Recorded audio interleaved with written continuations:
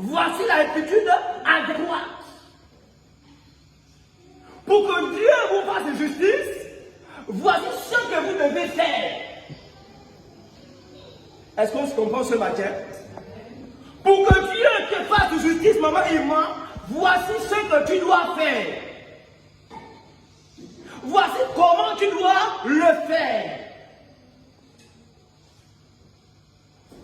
Jésus leur dit, voici comment vous devez prier.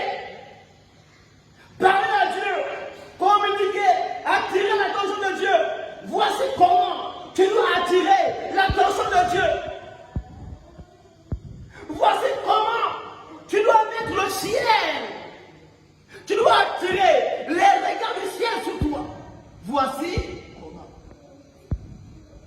Voici comment tu dois attirer la faveur du ciel sur toi. Voici comment. Voici comment. Alléluia. Jésus dit, voici comment vous devez prier. Notre Père, notre Père, pas seulement ma fille, arrête-toi par là. Notre Père qui est aux cieux. Quelqu'un dit à ce moment, notre Père qui est aux cieux. Notre Père qui est aux cieux. Alléluia. Notre Père qui est aux cieux. Non, attends. Notre Père qui est aux cieux. Notre Père qui est aux cieux. En fait, Jésus est en train de dire que le Seigneur doit devenir ton Père. Quelqu'un m'a dit le Seigneur, c'est pourquoi en fait, vous me direz, le païen ne peut pas bénéficier de la justice de Dieu. Quelqu'un m'a dit pourquoi? Quelqu'un m'a dit pourquoi? Est-ce que je peux bénéficier, moi, je suis Gabonais, je suis au Gabon, et j'ai eu une injustice. Le Gabon ne se lève pas. Est-ce que je peux aller en France pour revendiquer? Non, n'est-ce pas? C'est deux nations différentes. Amen. Les principes de la France ne s'appliquent pas sur moi qui suis Gabonais. Alléluia. Voilà. Le non-chrétien, il n'a pas trouvé le royaume. Il n'est même pas dans le royaume. Mais la justice du royaume ne peut pas s'appliquer à lui. Je ne vais pas parce qu'il y a aussi des principes spirituels. Les principes spirituels, c'est pour les chrétiens, c'est pour les païens. Alléluia.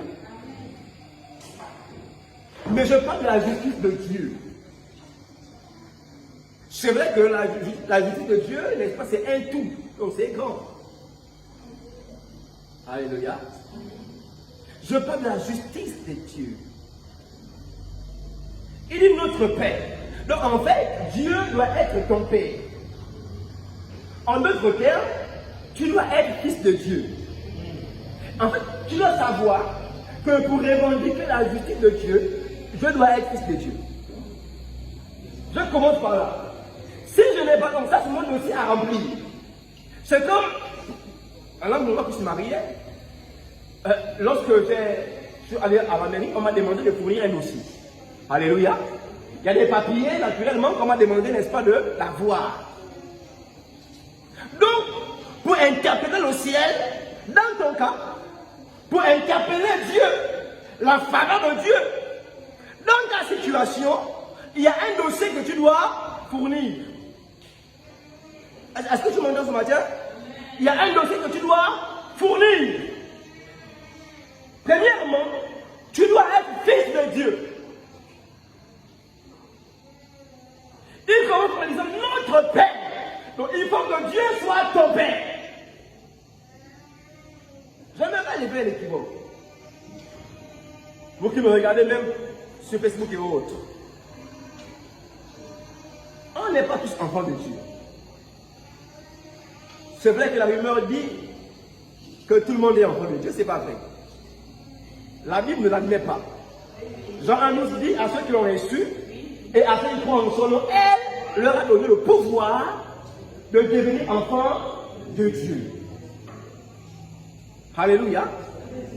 Dieu t'a donné le pouvoir à partir du moment où tu as accepté le Seigneur Jésus. Nous tous, nous sommes créatures de Dieu, mais tous ne sommes pas enfants de Dieu. Un autre exemple. Souvenons-nous que lorsque Jésus était au Jourdain, sur le point où, après avoir été plongé dans l'eau du baptême, la Bible dit une voix s'est fait entendre des cieux et dit, celui-ci est mon fils bien-aimé en qui j'ai mis, l'autre version dit, celui-ci est mon fils unique en qui j'ai mis toute mon approbation. Celui-ci est mon fils unique. Bon, je crois quand même qu'il y a d'autres qui connaissent le français mieux que moi. Fils unique veut dire quoi? Seul enfant. Donc, avant que Jésus ne meure, même moi je n'étais pas enfant de Dieu. Avant que Jésus ne meure, Dieu n'avait qu'un seul enfant, pas deux. Un seul Jésus, pas deux. Satan n'est pas le grand frère de Jésus. Ce sont les choses qu'on doit enseigner en fait. Alléluia.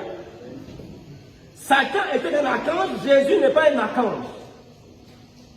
Amen. Satan était un ange à un titre élevé. Jésus n'est pas un ange. Donc Satan n'a jamais été enfant de Dieu. Jésus était le seul enfant de Dieu. Alléluia. Mais après la mort de Jésus, Dieu nous a adoptés. Donc nous qui avons accepté Jésus, il nous a adoptés. Et nous sommes devenus, à cause de Jésus, co-héritiers avec lui. Ça veut dire qu'on jouit de la même grâce, des mêmes opportunités, du même droit que Jésus maintenant. Alléluia. Je me vois maintenant, tu es enfant de Dieu, je suis enfant de Dieu. Donc, pour commencer à réclamer la justice de Dieu, je dois être enfant de Dieu. Je dois pouvoir dire en esprit et en vérité, Seigneur, tu es mon Père.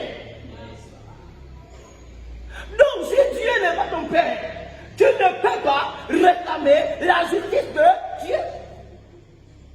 S'il n'est pas ton Père, tu ne peux pas. Quelqu'un m'a dit Amen. Il dit notre Père qui est aux cieux. Oui, continue ma vie. Que ton nom soit sanctifié. Excusez-moi, donc, notre Père comprendra Malachie 1:6. Malachie chapitre 1, verset 6.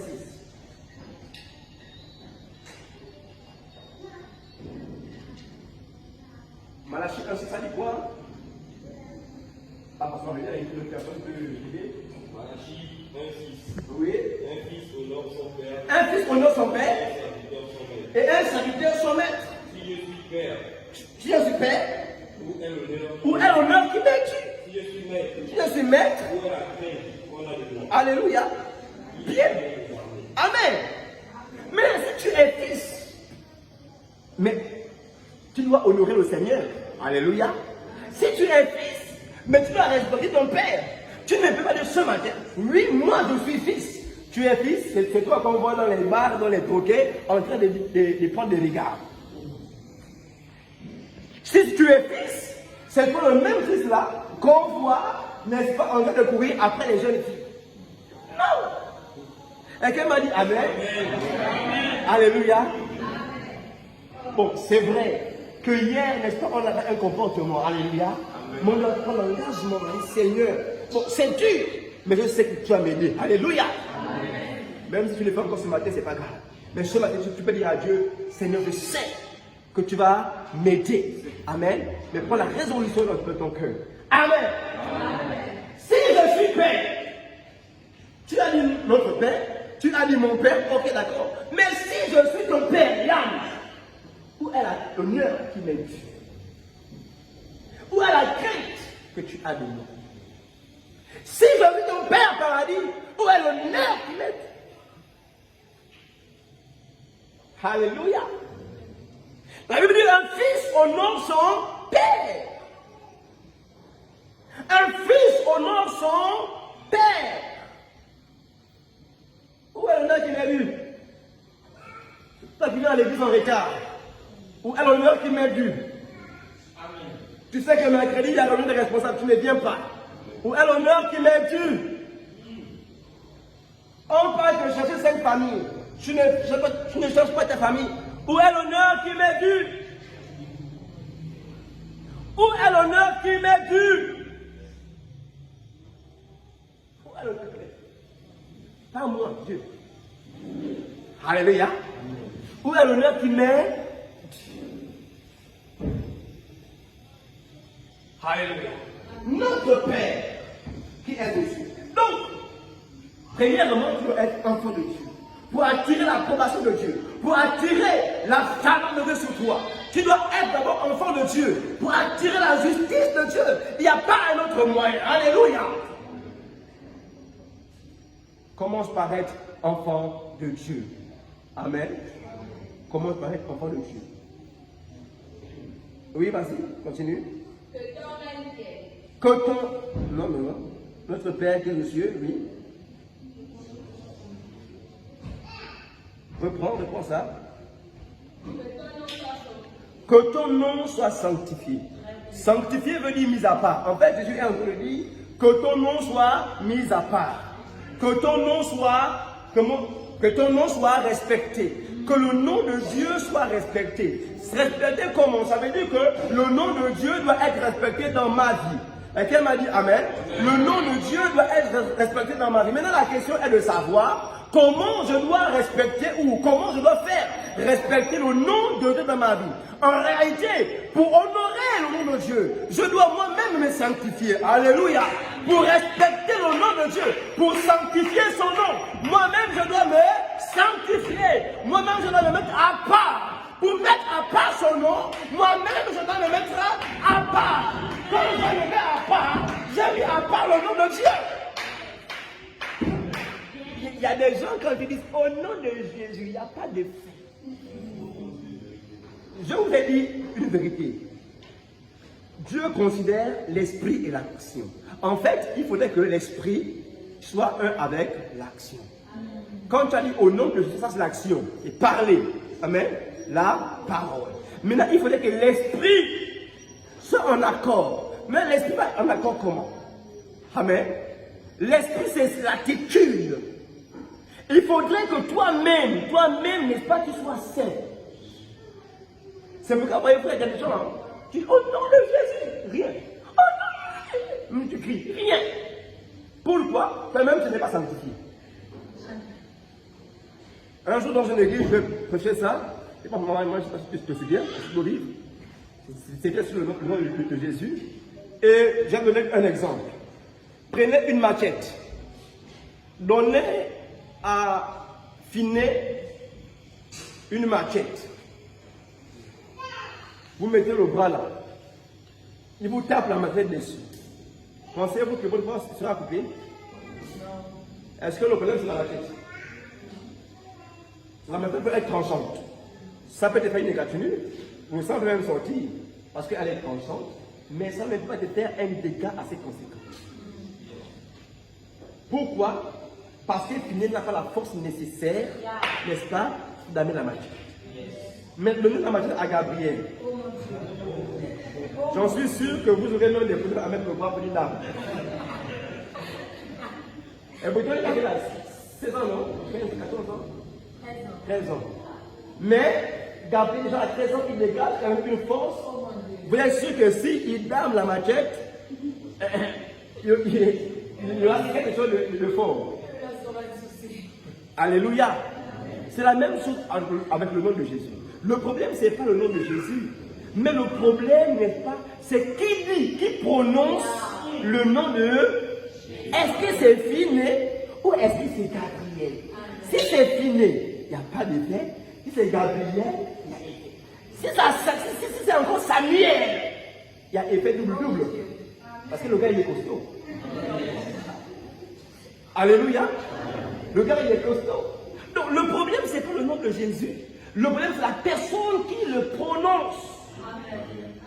Alléluia. C'est pourquoi un dit au nom de Jésus, il n'y a pas d'effet. Un autre dit au nom de Jésus, il y a effet. Amen, amen. En fait, celui qui, s'il utilise le nom de Jésus, doit être lui-même un vase mis à part. est mis à part, lui-même, il doit être un vase mis à part. Mais si toi, tu n'es pas mis à part, tu vois, les femmes t'appartiennent, je n'ai pas mis à part, parce que mis à part, les femmes, c'est mis à part pour Dieu. Les femmes, c'est toi. Les mecs, c'est toi. C'est si, c'est toi. Tu n'es pas mis à part. Même si tu viens au nom de Jésus, il n'y a pas de paix. Pourquoi tu n'es pas mis à part? Alléluia. Amen. Donc il dit, si vous voulez attirer, n'est-ce pas, la part de Dieu, la justice de Dieu sur vous, soyez d'abord les enfants de Dieu. Premièrement. Deuxièmement, soyez des personnes consacrées. C'est la seule façon pour vous de consacrer le nom du Seigneur Jésus. Alléluia. Troisièmement, il dit que ton... Ça va finir. Allons. Que ton règne vienne. Le règne de Dieu, ça veut dire appeler, soupirer après le royaume de Dieu. Je disais, il y a des gens même qui ont du mal à dire que ton règne vienne. C'est-à-dire que le Seigneur vienne déjà établir ton royaume. Vienne déjà établir ton royaume sur la terre. Parce que, souvenez-vous, on aura le temps d'en parler. C'est pourquoi soyez là les mardis et les vendredis. Alléluia. Le royaume de Dieu sera établi sur la terre. Sur la terre là. Amen. En Sion, la Bible le dit. Amen. Après l'enlèvement, après les 7 ans de la tribulation, alléluia. Amen, amen. Jésus donc, à la fin des 1000 ans, viendra établir son royaume. Viendra établir son royaume sur la terre. Alléluia.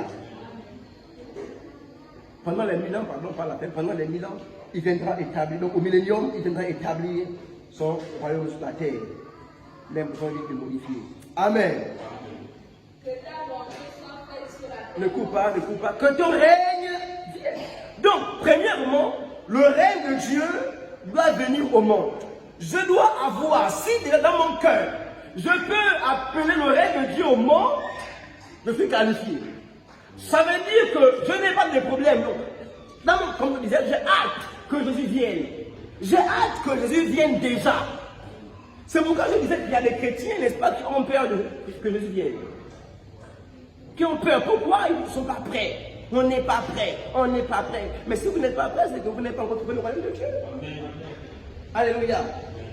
Donc nous devons appeler premièrement le royaume de Dieu au monde. Donc sur la terre. Deuxièmement, nous devons appeler le royaume de Dieu dans nos cœurs. Même s'il n'est pas encore manifeste au monde, mais il doit déjà être manifeste dans nos cœurs. Alléluia. Est-ce que le royaume de Dieu est manifeste dans ton cœur? Est-ce que le royaume de Dieu est manifeste dans ton cœur? Je vois une personne. Tu ne parles autant que la mine attachée, tristesse, angoisse. Laisse-moi te dire, mon frère, ma soeur, le royaume de Dieu n'est pas encore dans ton cœur. Pourquoi? Parce que le royaume de Dieu, c'est l'amour, la joie, la paix dans mon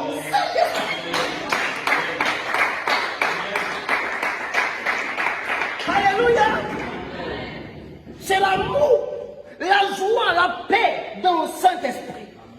Ça, c'est le royaume de Dieu. Ça, c'est le royaume de Dieu.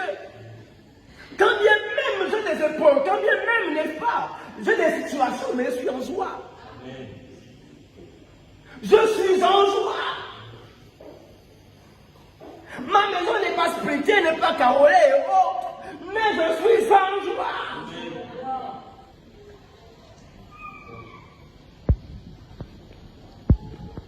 Alléluia. J'aime le témoignage. Je suis parce qu'il y a les réseaux sociaux. Et une sœur est venue à la maison. On était encore à la maison, on est en train de quitter. Et puis vraiment ce n'était pas... Voilà. Alléluia. C'était modeste, un peu façon. Et puis la sœur a regardé mon épouse. Elle a dit quoi?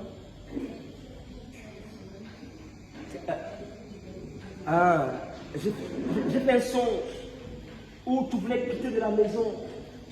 Tu voulais partir. En fait, c'est que Pour elle, quand elle a regardé mon épouse, elle s'est dit, ah, elle a sûrement, la vie qu'elle croyait avoir, c'est pas celle-là, donc du coup, elle veut partir de la maison. Et puis elle a dit à mon épouse, est-ce qu'il ne t'arrive pas de vouloir, elle pensait de partir, tout ça.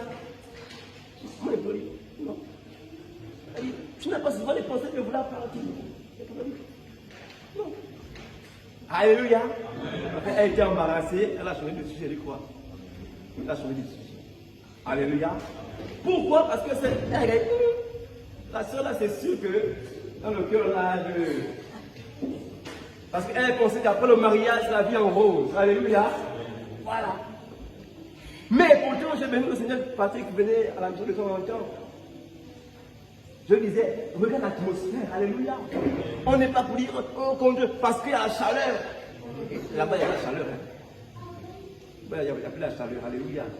Même quand tu mets le ventilo comme ça, il y a la chaleur encore. Alléluia. Mais l'atmosphère, c'était une atmosphère de joie. Quand il venait à la maison, il peut en témoigner. Souvent, avec mon épouse, on est en train de bavarder, on est en train de rire, on s'est réjouissé ensemble. Alléluia. Il n'y avait pas l'esprit, il n'y avait pas les carreaux, il n'y avait pas les pommes. Mais le royaume de Dieu était dans nos cœurs. Et on manifestait le royaume de Dieu sur la terre. Le Dieu sonne que notre atmosphère, on l'a changé. Pourquoi? Parce que le royaume de Dieu est dans nos cœurs. Alléluia. Le royaume de Dieu doit être dans nos cœurs. Mais si tu es tous les jours frustré, tous les jours tu es la mine attachée, alléluia, commence à rire. Commence à rire, alléluia. Commence à rire pendant une journée. Commence à dire bonjour à tout le monde. Commence à dire bonjour à tout le monde. Il y a des chrétiens même. Tu as du mal à dire bonjour aux gens, à dire bonjour aux gens. Mais comment tu peux les évangéliser? Si tu as du mal, alors dis bonjour. C'est pourquoi on n'est pas obligé de dire bonjour aux gens qu'on connaît. Moi, c'est quelque chose que je suis en train de faire, que j'ai appris à faire maintenant. Bonjour, bonjour. En fait, ça facilite la communication. Donc, quand je vais décider de venir, déjà, le chemin est ouvert. Mais si je ne salue pas même quand je ne te connais pas, et un jour comme ça, je viens, tu vas t'évangéliser. Ça a un sens? Alors, quand c'est pas toujours, tu passes, tu ne me dis pas bonjour. Alléluia. Le royaume de Dieu doit être dans mon cœur. Et qu'elle m'a dit Amen. Le royaume de Dieu doit être dans mon cœur. Alléluia. Que l'on va sanctifier. On lira Jacques chapitre 4, verset 4. Que ton règne vienne. Jacques 4, 4 dit quoi?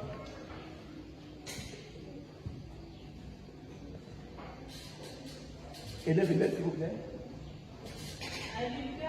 Adultère que vous êtes. Savez-vous pas que l'amour du monde est inimitié contre Dieu? Est inimitié contre Dieu. Celui donc qui veut être ami du monde, Celui qui veut être ami du monde sera ennemi de Dieu. sera ennemi de Dieu. Alléluia. Donc tu dois être ami de Dieu. Alléluia. Voilà, tu dois être ami de Dieu. Quand tu es ami de Dieu, tu dois haïr le monde. Quand tu haïs le monde, quand tu hais le monde, quand tu détestes le monde, tu es ami de Dieu. Mais il y a des gens qui aiment, tu es chrétien, mais tu aimes tellement le monde. Tu as des amis païens, tu es dans le monde. Tu es dans le monde. Même en semaine, tu es libre, même pas venir voir un frère chrétien. Ton atmosphère, c'est le monde. À la maison même, si on te dit, cite-moi 2 numéros de chaînes chrétiennes, tu as du mal. Il y a des chrétiens qui ne savent même pas le 197 de Béni TV. 197 c'est LMTV, l'autre c'est quoi? C'est MCTV. Il y a qui ne savent pas ça. Même une jeune chrétienne a parfois des problèmes. Pourquoi? Elle est habituée à la trace urbaine, elle est habituée à je ne sais pas quoi encore, les choses que vous connaissez. Alléluia. Amen. Tu dois haïr le monde. En fait, un chrétien doit haïr tout ce qui est du monde, en fait. Le chrétien doit haïr ce qui est du monde. Amen, amen. amen. Tu dois arriver à cette dimension-là. Il y a des habillements qui doivent te dégoûter. Mais au lieu que ça nous dégoûte, on a de la convoitise. C'est pourquoi vous voyez qu'il y a des chrétiens qui mettent encore les destroy. Mais déjà même destroy, même c'est bizarre, même dans le mot destroy, tout destroy c'est en anglais, détruire. Ça veut dire détruire. Tu as bien un pantalon qui s'appelle détruire, destruction. Tu es chrétien, ça n'a pas de sens. Tu dois être, n'est-ce pas, tu dois haïr le monde. Tu dois détester le monde. Comme tout le monde met les tresses qui arrivent au dos. Mais toi, tu es chrétienne. Quelqu'un dit à quelqu'un, mais toi, tu es chrétienne. Alléluia. Le problème, c'est que pourquoi on n'arrive pas à vivre la justice de Dieu? Mais parce qu'on va se comporter au monde. Mais quand on se comporte au corps, les gens du monde, regardez. Hier, j'ai embêté mon oncle. Il a la barbe, on tient un dessin, il a pris son papa. Et puis, il a mis un boubou blanc. Donc, les gros boubous là, blancs. Et vraiment, il était comme un Sénégalais. Et puis je riais, je dis, oh, mais là, il est comme un vrai Sénégalais là. Vous voyez un peu? Donc, il y a des gens parfois qu'on peut confondre. Tu es chrétien, mais tu fais les choses du monde, on te confond. Ça veut dire même que quand tu fais ton dossier, vous dites, Seigneur, je réclame quelque chose. Mais Dieu est confus. Et il ne sait pas si tu appartiens au monde ou si tu es dans le royaume. Parce que tu fais les choses du monde, tu n'es pas le monde. Alors que Jésus a haï le monde, Jésus a même dit Seigneur. Mais, bon là même, je laisse au monde, mais sache qu'ils ne sont pas du monde. Il dit oui, je les laisse dans le monde, mais ils ne sont pas de ce monde. Pourquoi? Pourquoi Jésus a réclamé le fait que les apôtres n'étaient pas du monde, les disciples n'étaient pas du monde? Mais parce que Jésus n'était pas le monde. Et ça dit que celui qui est ami du monde, mais qui soit ennemi de Dieu. Je dois être ennemi du monde. Je dois haïr le monde. Mais le monde met les collants. Tu mets les collants.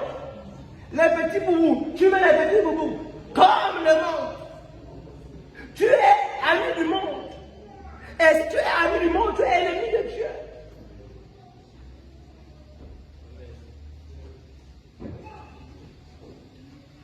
Alléluia. Amen. Tu dois haïr le monde. Amen, amen. N'aie pas honte de mettre. Hein? Habille-toi bien. Comme ma fille là-bas. J'aime ta robe. Elle est bien.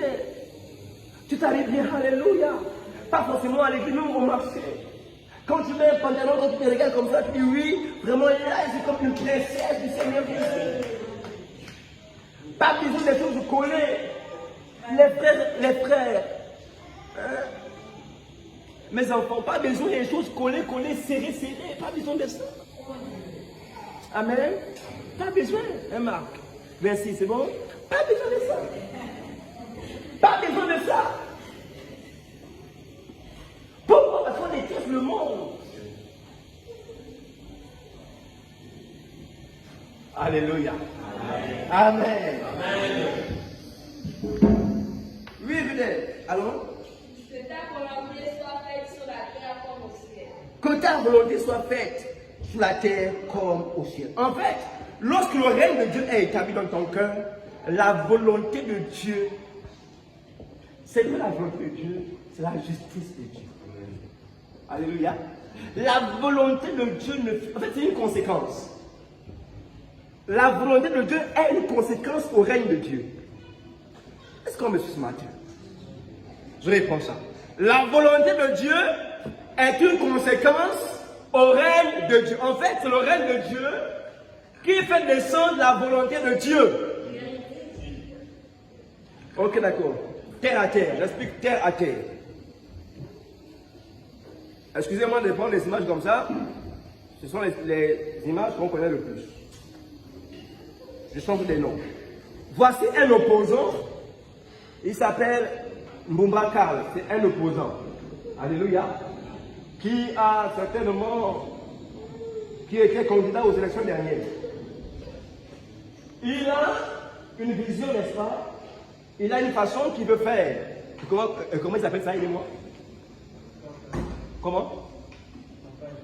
Oui, campagne. Non, pas le meeting. Ils veulent construire des écoles, tout ça là. Comment ils appellent ça?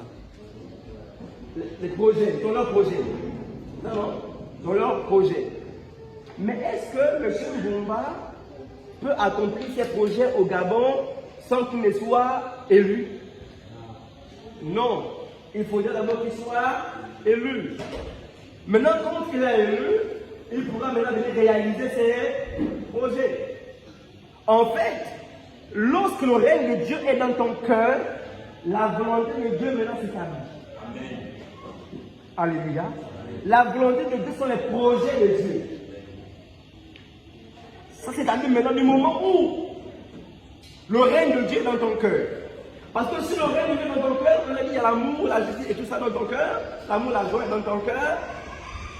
Il y a la libéralité dans ton cœur. Parce qu'on ne dira même pas, regardez, il n'y a pas la peinture. Mais tu sauras que bon, si là, dans mon salaire, le mois là quand même, je sens que je suis un peu allégé, je vais...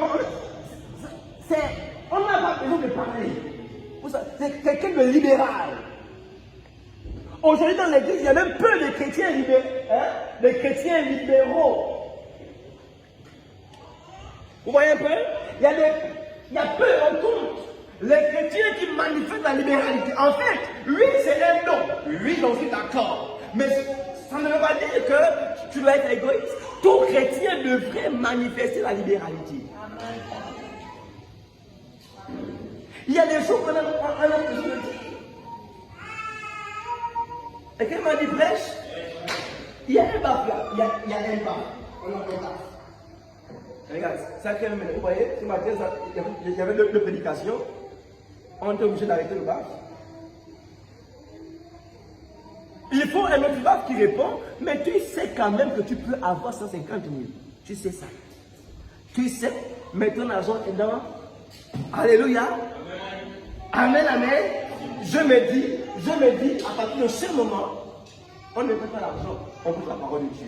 Alléluia. À partir de ce moment, le règne de Dieu n'est pas encore dans ton cœur. Alléluia. Le règne de Dieu n'est pas encore dans ton cœur. On n'a pas besoin de parler. C'est une réaction normale et naturelle. Parce que l'église, on va sur la base que l'église, c'est ta maison, c'est la maison de Dieu. C'est comme chez moi, si j'ai l'argent et que mon tapis est déchiré, est-ce que je prendrai pas le tapis? Si. En fait, que je n'en ai pas. Alléluia. Amen. Amen. Bien. Donc nous disions que ta volonté soit faite. Tu pourras prier pour tes besoins.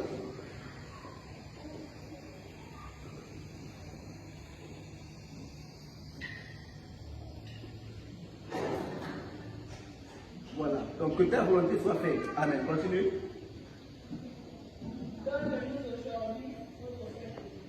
Donne-nous aujourd'hui notre pain quotidien. En fait, là encore, c'est une autre conséquence. Là, vous savez, Jésus d'abord a commencé avec les causes, a commencé avec les comment. Il a commencé avec les comment. Alléluia. Maintenant, il arrive.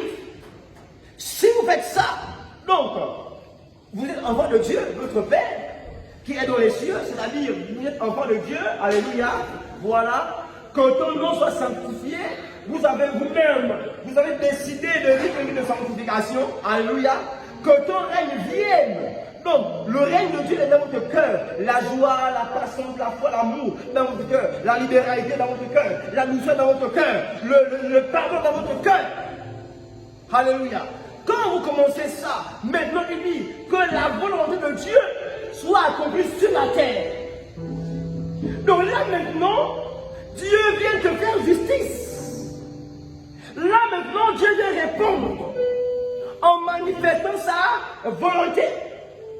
Maintenant, c'est quoi la volonté de Dieu? Il dit, donne-nous aujourd'hui notre pain quotidien. Le pain, c'est quoi? Le pain, c'est nos besoins quotidiens. Quelqu'un m'a dit Amen.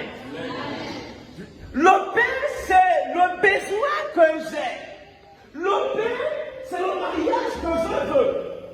Le pain, ce sont les enfants que je désire.